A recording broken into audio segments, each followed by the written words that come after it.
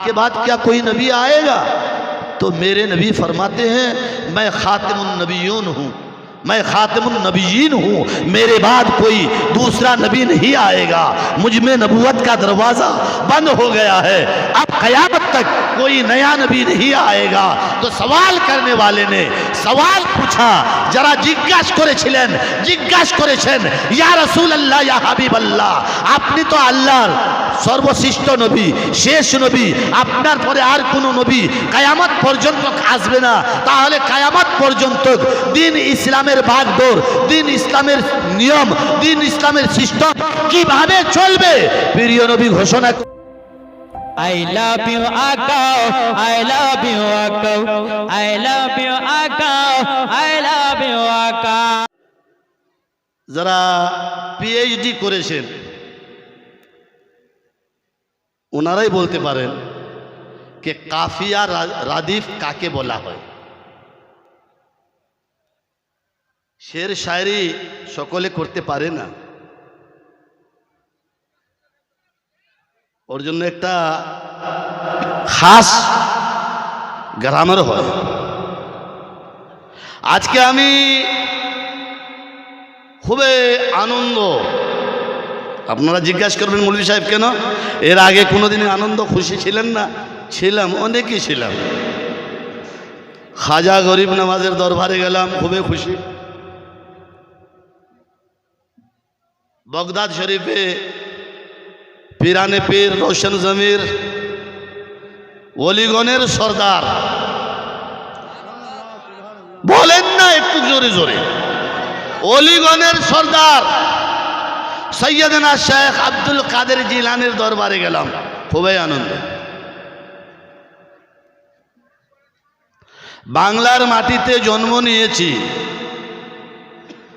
কিন্তু বাংলার রাজা একরামুল আউলিয়ার দরবারে কোনোদিনে আসতে পারিনি, তাই আমি আজকে খুবই আনন্দ কে বাঙালের রাজা আশরাফুল আউলিয়া একরামুল আউলিয়া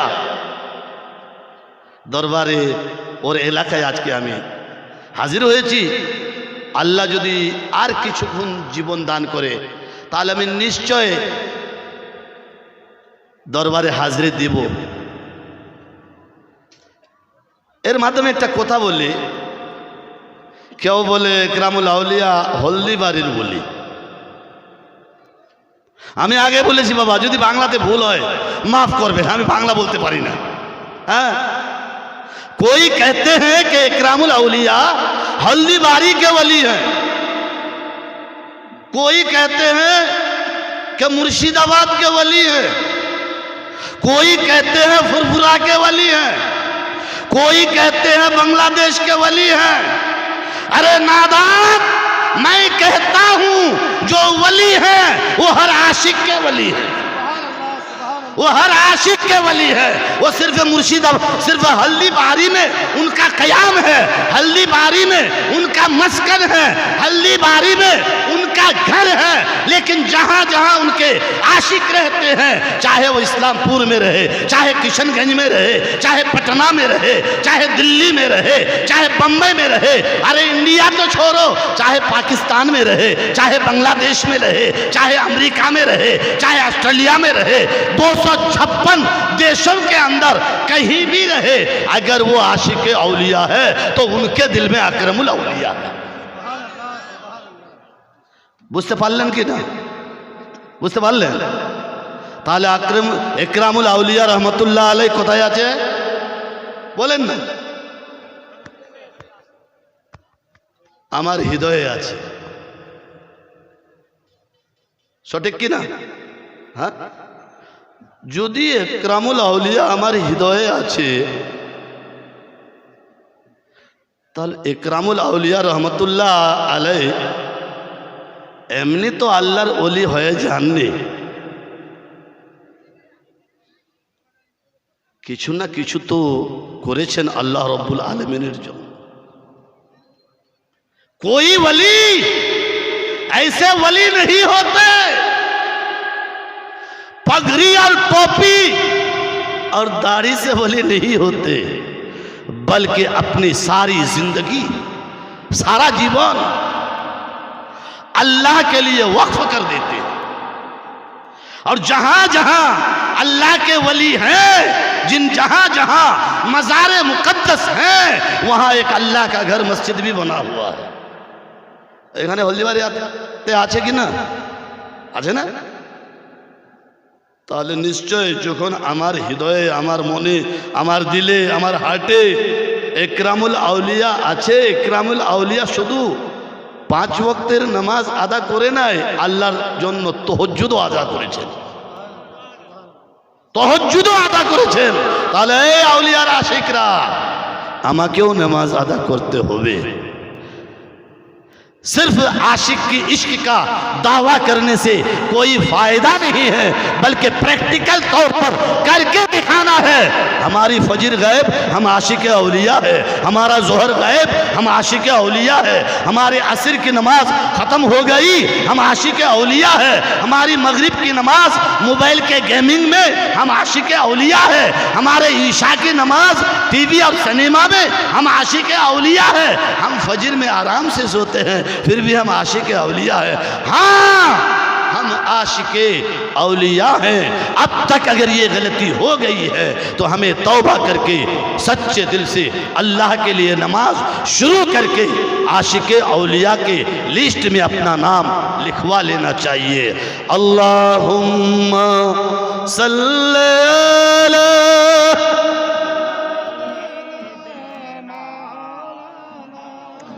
मुहम्मद वला आले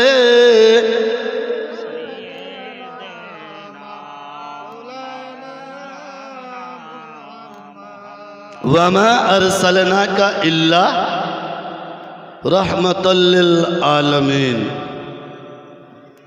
ऐ महबूब, हमने आपको सारे जहान वालों के लिए रहमत बनाकर भेजा, सारे जहान वालों के लिए। जब नबी सबके लिए रहमत है तो पता ये चला कि सिर्फ हमारे लिए नहीं, औरों के लिए भी नबी रहमत है। और सिर्फ ये दुनिया वालों के लिए नहीं, समंदर की मछलियों के लिए भी नबी रहमत है। जंगल के दरिंदे परिंदे चरिंदों के लिए भी नबी रहमत है। पहला आसमान में जो है उनके लिए भी नबी रहमत है। दूसरे आसमान में जो है उनके लिए भी नबी रहमत है। सातों आसमान से लेकर तहत सरा, सातों जमीन के अंदर जो कुछ है, नबी सबके लिए रहमत आम है।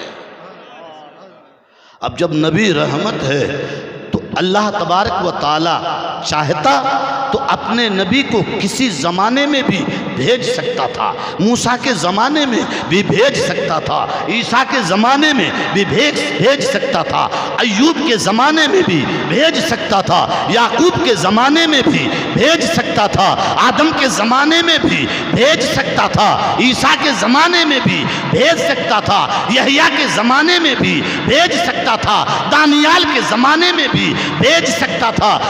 तमाम नबी जितने बीच में आए हैं, किसी ना किसी के ज़माने में भेज सकता था, लेकिन नहीं, अल्लाह ने अपने नबी को जो है ऐसे ज़माने में भेजा, ऐसे वक्त में भेजा, ऐसे टाइम में भेजा और ऐसे दिन में भेजा जो उसका भेजना बेमिसाल, नबी का आना बेमिसाल, नबी की पैदाइश बेमिसाल, नबी का शहर बेमिसाल, नबी का नाम बेमिसाल, यहाँ तक के बेमिसल का ये आलम है कि सारे जहान में छान डालो, कोई मोहम्मद का मिसाल ना मिलेगा, मोहम्मद का कोई मिसाल ना मिलेगा, मोहम्मद का कोई उदाहरण ना मिलेगा, मोहम्मद का कोई एग्जाम्पल ना मिलेगा।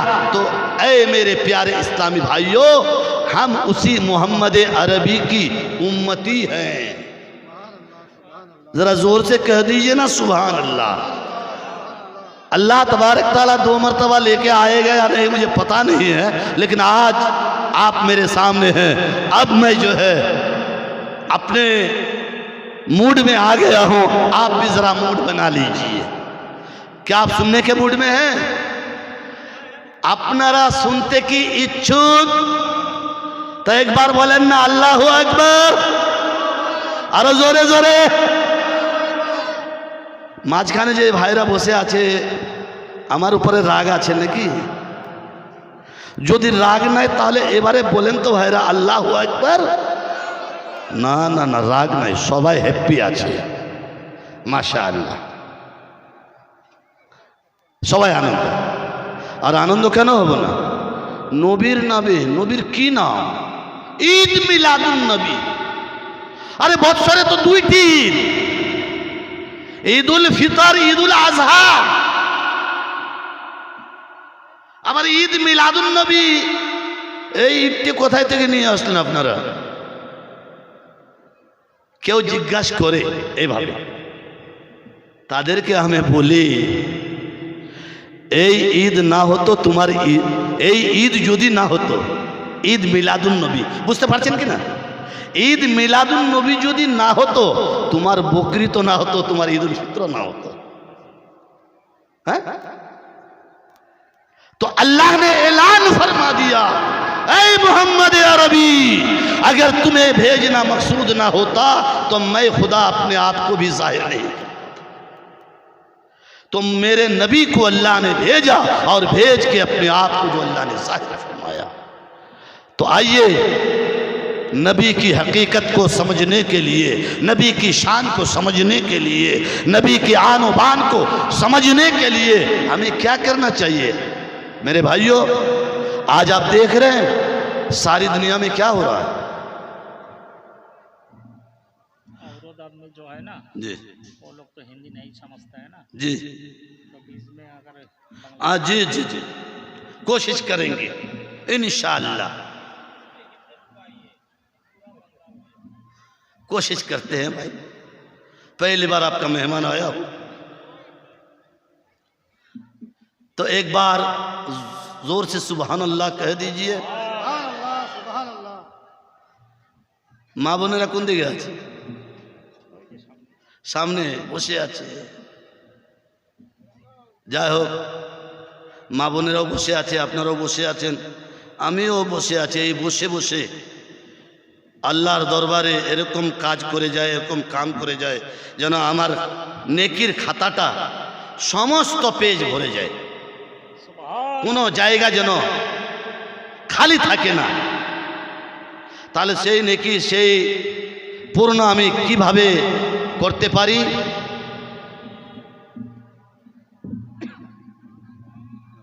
আমার প্রিয় নবী, দোজাহানের নবী, আমিনার লাল, মরুর দুলাল, জনাবে মুহাম্মদুর রাসূলুল্লাহ সাল্লাল্লাহু তাআলা আলাইহি ওয়াসাল্লাম একদিন নাকি হযরতে মৌলা আলীকে বলেছিলেন, হে আলী, তুমি কি চাও? কে ইয়া রাসূলুল্লাহ, যে জিনিসটি আপনি দিয়ে দেবেন আমি সেটি নিয়ে নেব, আপনি নিজেই আতা করে দেন দয়া করে। প্রিয় নবী ঘোষণা করছেন, হে আলী, রাত্রিবেলায় যখন তুমি বিছানাতে যাও 1000 হজ করে নাও। বুঝতে পারছেন তো? 1000 হজ কেউ করতে পারবে? 1000 হজ করার জন্য 1000 বৎসর আমাকে জীবিত থাকতে হবে। বৎসরে একবারে হজের সিজন আসে, কিন্তু প্রিয় নবী ঘোষণা করতেছেন, হে আলী, বিছানাতে ঘুমানোর আগে 1000 হজ করে তুমি ঘুমাও। 1000 ভিক্ষুককে তুমি খাবার দিবার পরে ঘুমাও, আর 1000 কুয়া, জলের কুয়া আল্লাহর রাস্তাতে দান করার পরে তুমি ঘুমাও। হযরত আলী আরজ করছেন, ইয়া রাসূলুল্লাহ, এই নেকিটি আমি কি করে করতে পারবো? আমি তো করতে পারবো না, আমার বয়স তো খুবই কম। আল্লাহর রাসূল ঘোষণা করছেন, রাত্রিবেলায় ঘুমানোর আগে তুমি আয়াতুল কুরসি একবার তিলাওয়াত করে নাও। एक बार सूरे काफिरून, 3 बार सूरे इखलास, कुल हुवल्लाहु अहद, और 1 बार सूरे फातिहा। আমি যা কিছু বললাম এই আলী সমস্ত নাকি তোমাকে পাওয়া যাবে। আজকে কে করে? আজকে আমার যুবক ভাইদেরকে নেকি কাজ করার সময় নাই। তার হাতে যদি অ্যান্ড্রয়েড মোবাইল আছে বা অন্য কিছু এরকম ধরনের মোবাইল, সেই মোবাইল দেখে গেমিংয়ে সময়টাকে কেটে দিবে বা দোস্ত মিত্রদের সঙ্গে চ্যাটিংয়ে সময়টাকে কেটে দিবে, কিন্তু ঈশার নামাজটা আদায় করবে।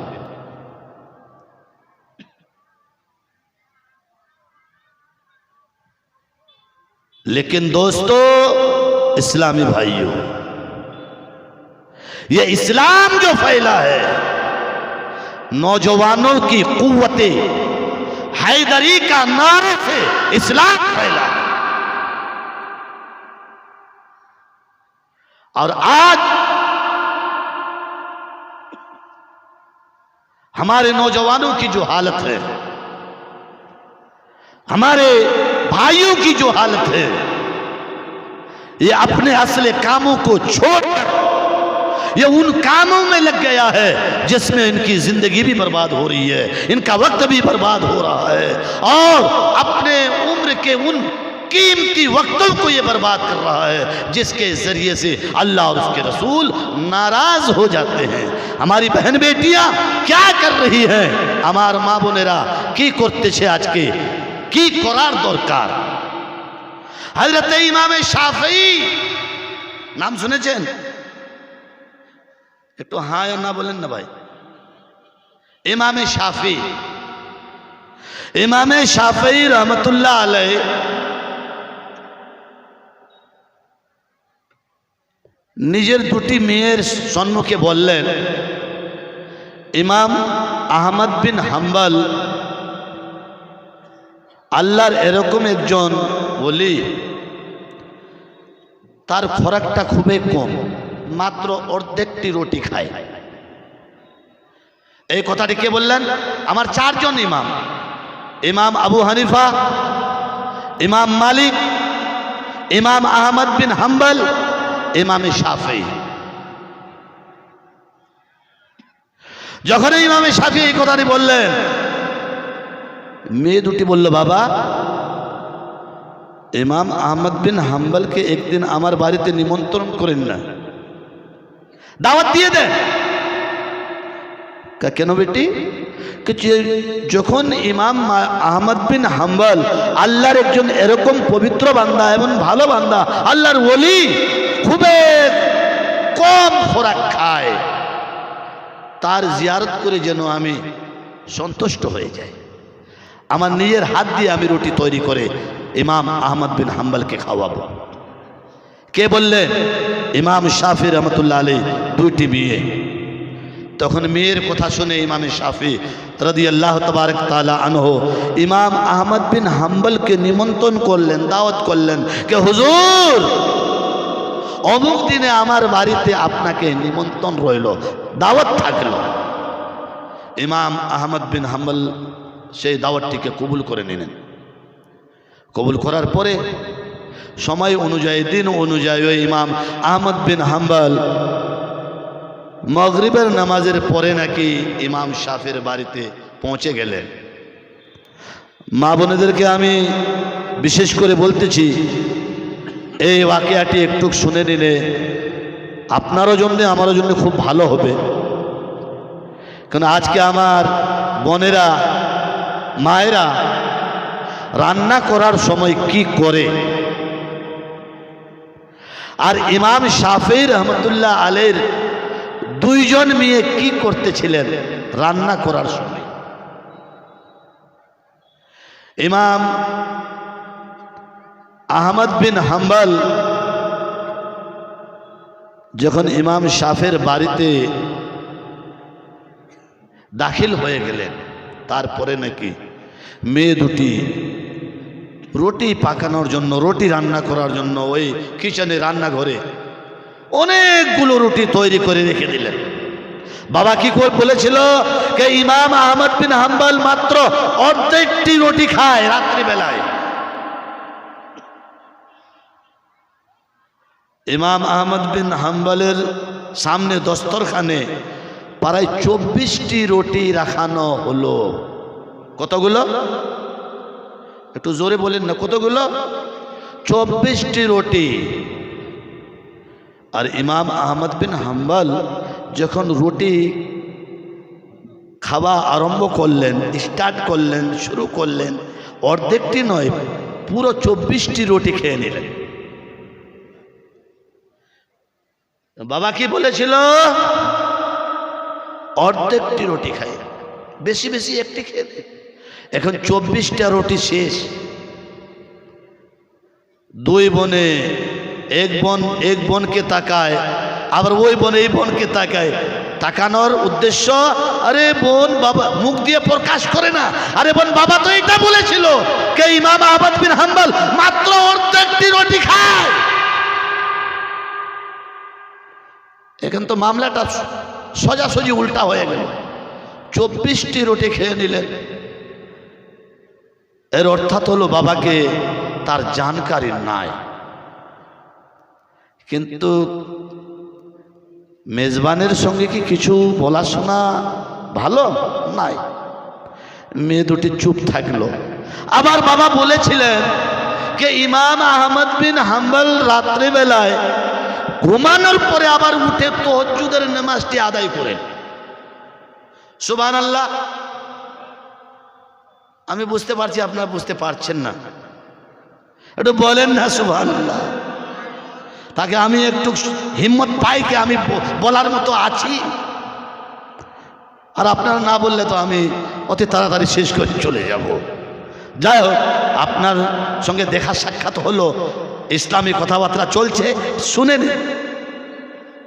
তারপরে মেয়ে দুটিকে বলেছিল কে, ও বেটি আমার মেয়ে শুনে নাও, ইমাম আহমদ বিন হাম্বল ঘুমানোর পরে যখন রাত্রিবেলায় উঠে তাহাজ্জুদের নামাজটি আদায় করে, মেয়ে দুটি বলল 24টি রুটি খেয়ে নিল, আবার তাহাজ্জুদের নামাজ আদা করবে।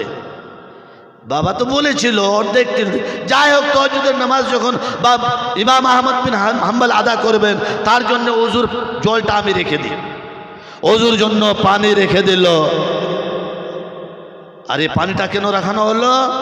যদি তাহাজ্জুদ পড়ে তাহলে তো ইমাম সাহেব ওযু করবে, আর যদি ওযু না করে তখন আমি জেনে নিব কে তাহাজ্জুদ পড়ে কি না। সকালবেলা ফজরের নামাজের আগে আগে মেয়ে দুটি উঠে দেখছেন লোটাতে যেইভাবে পানি রেখেছিল সে তেমনি পানি রাখা আছে, ওযু কিছু করেন নাই। ইমাম আহমদ বিন হাম্বল ফজরের নামাজ পড়ার পরে ইমাম শাফিকে বললেন, ভাই আমি এখন যাই। ঠিক আছে, আল্লাহর নবীর সুন্নত, যখন মেহমানকে রুখসতি করা হোক তার সঙ্গে কমপক্ষে 40 কদম যায়, এটি নবীর সুন্নত। ইমাম শাফি ইমাম আহমদ বিন হাম্বলের সঙ্গে সঙ্গে পিছিয়ে দুটি মেয়ের সঙ্গে সঙ্গে যেতেছেন। আরে কি কথা বাবা, এত তার ইজ্জত করেন, তাকে সম্মান দেন। বলেছেন বাবা অর্ধেকটি রুটি খান, আজকে 24টি রুটি খেয়ে নিল। বাবা বলেছিলেন তাহাজ্জুদের নামাজ আদায় করে, কিন্তু আমি দেখলাম কে যেই পানিটা রেখেছিলাম আমি ওযুর জন্য, ইমাম আহমদ বিন হাম্বল তাহাজ্জুদ তো আদায় করে নাই। ওযু থেকে তো তাহাজ্জুদ কোথায় থেকে আদায় করবেন? ইমাম আহমদ বিন হাম্বলকে বলা হয়নি। মেয়ে দুটি মনেই কল্পনা করছিল, আর মনের মধ্যে কি একটা অনেক খারাপ ভাবনা চলে এসেছিল যে বাবা এইভাবে বলছেন আর ইমাম সাহেব এইভাবে করেছে, এটা ঠিক হলো না। ইমাম আহমদ বিন হাম্বল রাদিয়াল্লাহু তাআলা আনহু তখনই দাঁড়িয়ে গেলেন আর দুটি মেয়েকে ডাকে বলে, ও আমার মেয়েরা একটু শুনে যাও।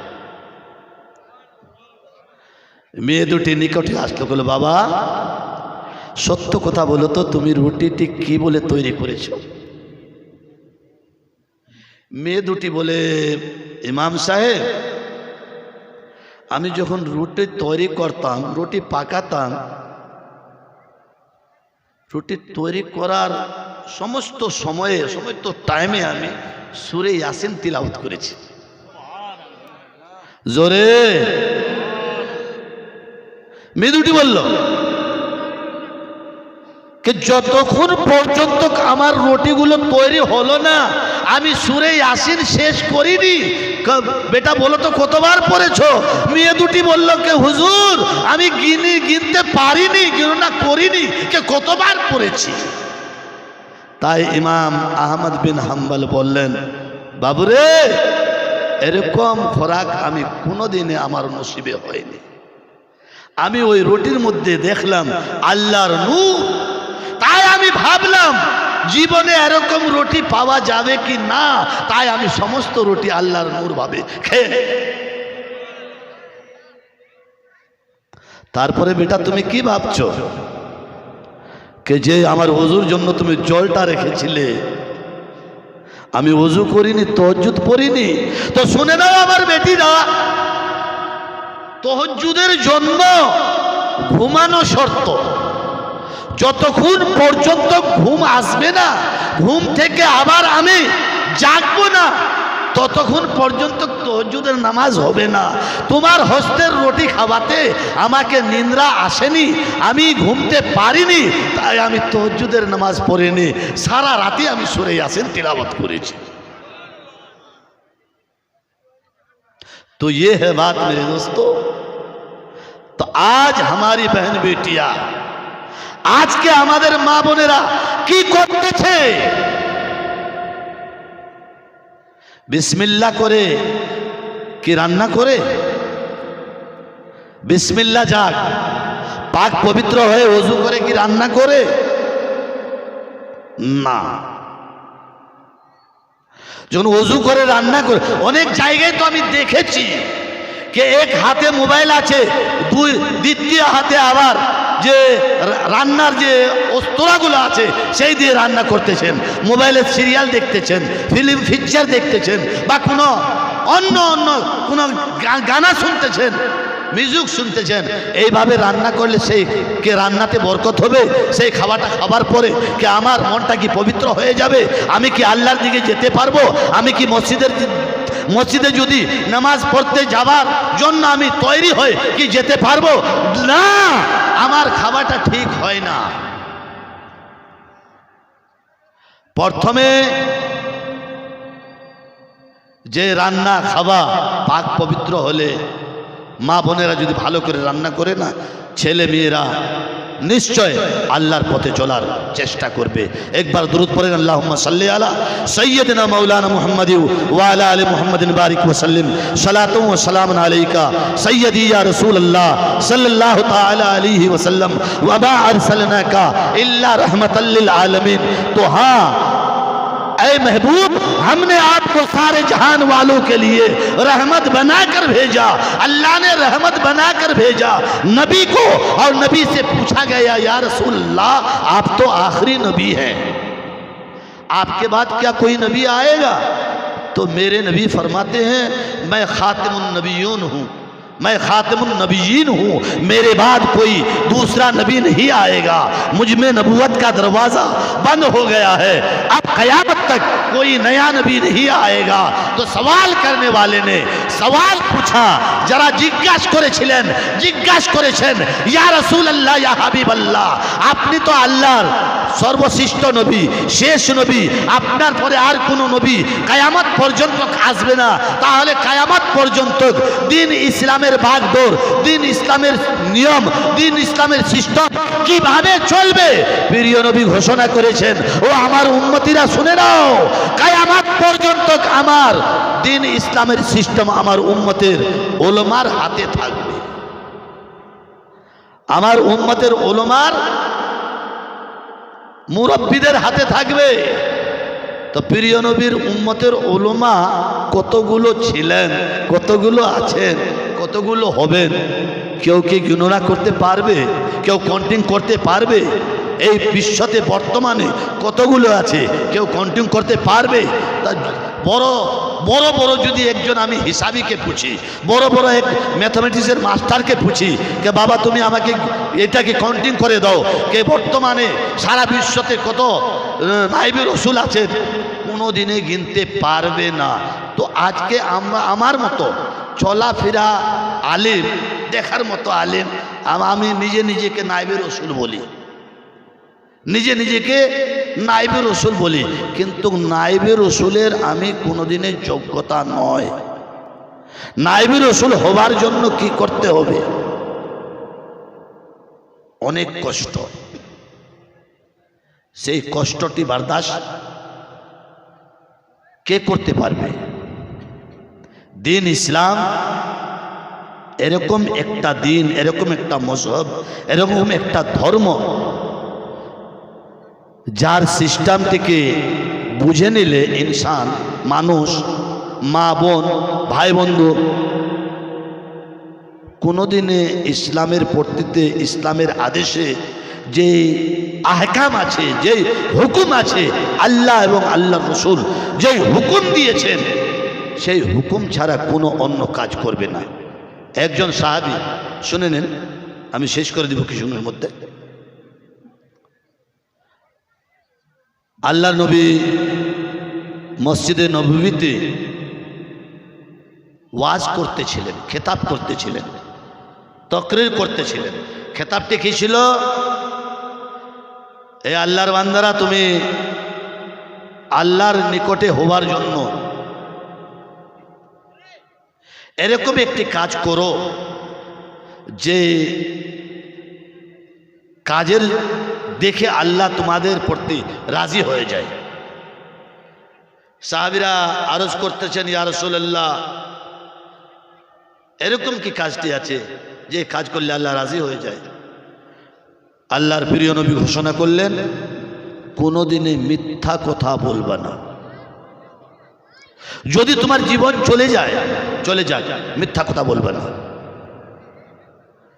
তারপরে দেখছেন কে একজন এরাবি, দিহাতি, গ্রামবাসী এরকমও ছিলেন যার পোশাক ভালো ছিল না। নবীর নিকটে এসে বসে গেলেন আর জিজ্ঞাসা করছেন, ইয়া রাসূলুল্লাহ, আমাকে দ্বীনের পাঠ একটু বলেন, দিন কিভাবে আমি গ্রহণ করব আর কিভাবে আমি আল্লাহর নিকটে হতে পারবো। আল্লাহর প্রিয় নবী বলছেন, এ আমার সাহাবী, শুনো, আমার